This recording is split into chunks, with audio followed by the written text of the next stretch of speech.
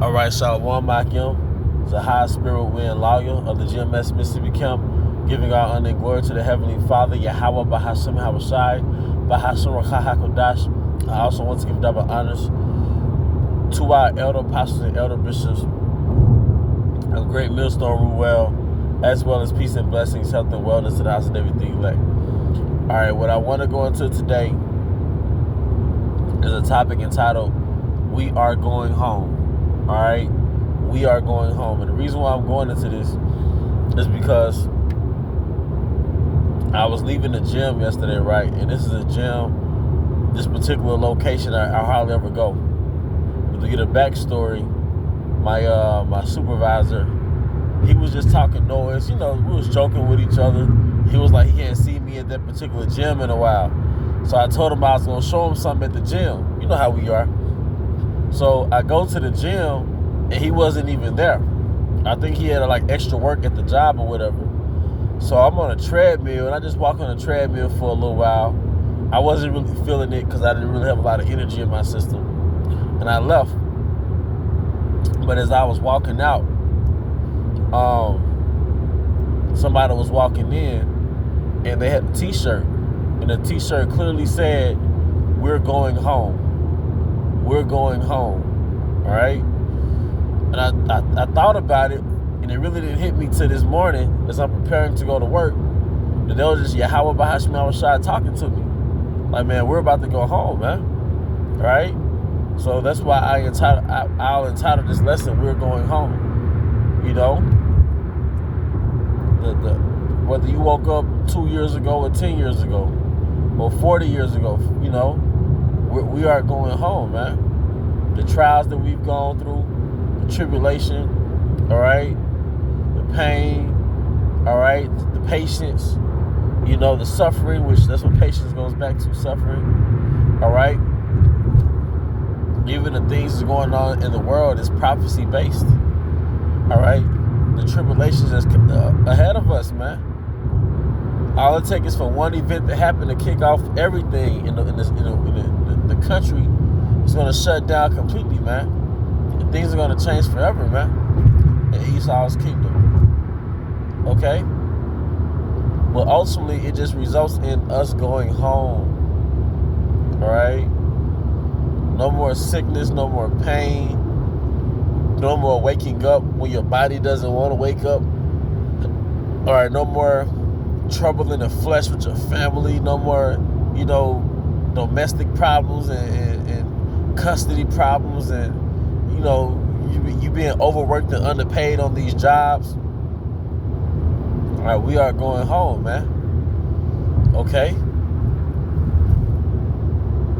Like I said, no more bodily pains and being careful what you gotta eat, and you gotta be careful what you eat.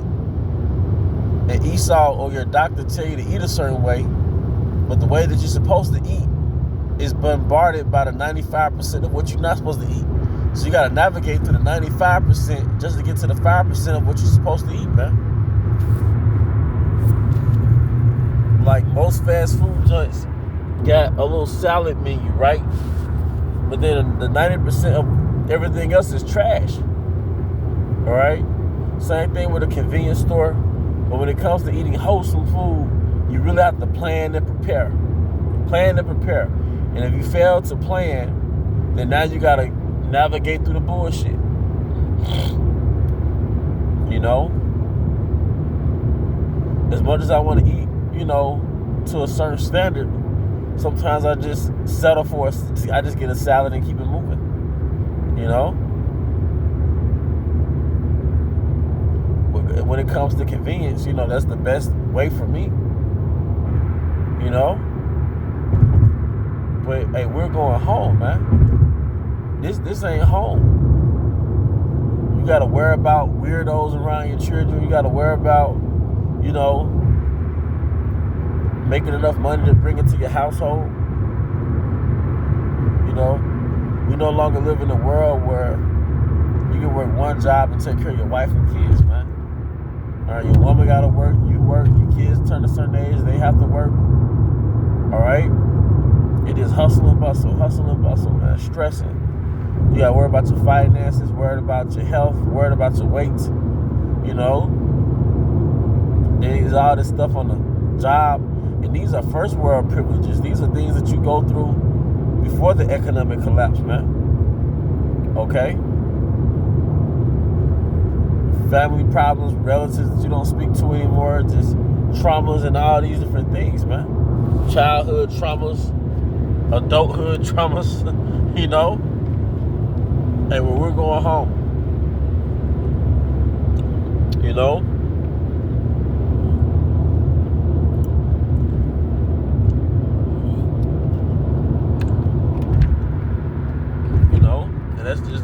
That's the fucking point, man. That's the fucking point, man. We are going home, man. And speaking of your diet, right? And especially for those of us who have to wake up prematurely, you got to wake up 3 o'clock in the morning, 4 o'clock in the morning, 5 o'clock in the morning, 6 o'clock in the morning, you know. You have to wake up when your body doesn't wake up, especially 3, 4 o'clock in the morning, you know? But it's a whole lot easier to wake up if you push your last meal back the day prior. For a lot of us, it's not easy to wake up in the morning because you may have eaten your last meal, say 8 o'clock at night, maybe even 9 o'clock at night. And sometimes it's hard not to. But then you still got to turn around and wake up 4 o'clock in the morning. 3 o'clock in the morning is hard as hell. But, or your body will have all type of imbalances and you might not realize it. It's possibly, and I'm no health expert, I'm no doctor or anything, but part of the reason why you may have that issue, all right, these digestive problems and all these things is because when you go to sleep, your body has to go through a digestive phase.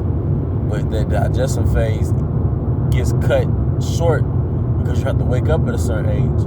But the way you extend the way you get that complete digestive phase is that you push your latest meal back. So, for example, if your last meal was like 6 o'clock in the evening, then they gave you a few more hours to digest the food. So when you woke up the next morning, you're completely restored. You see? There's a lot of things as a part of American culture that throws your system off balance, your body off balance. But it's a normalcy for you, so you don't really understand what the problem is, man. And it's not always the solution, but a lot of times the solution is intermittent fasting, all right? Making sure you don't eat late so it'll be early for you to wake up the next morning, you know? And it's something you could try. Also, incorporating leafy greens into your diet. I've noticed that you have a better digestion when you incorporate leafy greens into your diet, man. Especially if you do have to eat late. That's definitely when you want to eat something that's more plant-based or leafy green-based, man. All right, because it's better for digestion. It aids in digestion, which means you have a more restorative sleep, man. All right, because that's what your body does when you sleep. It restores itself. And you don't want to interrupt that restoration process, man.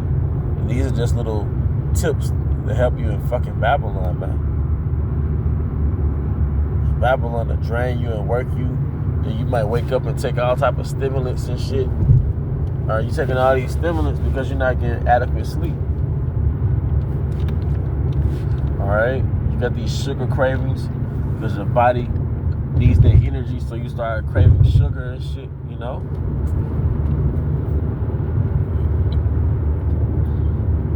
You know, that's pretty much the point, though, man.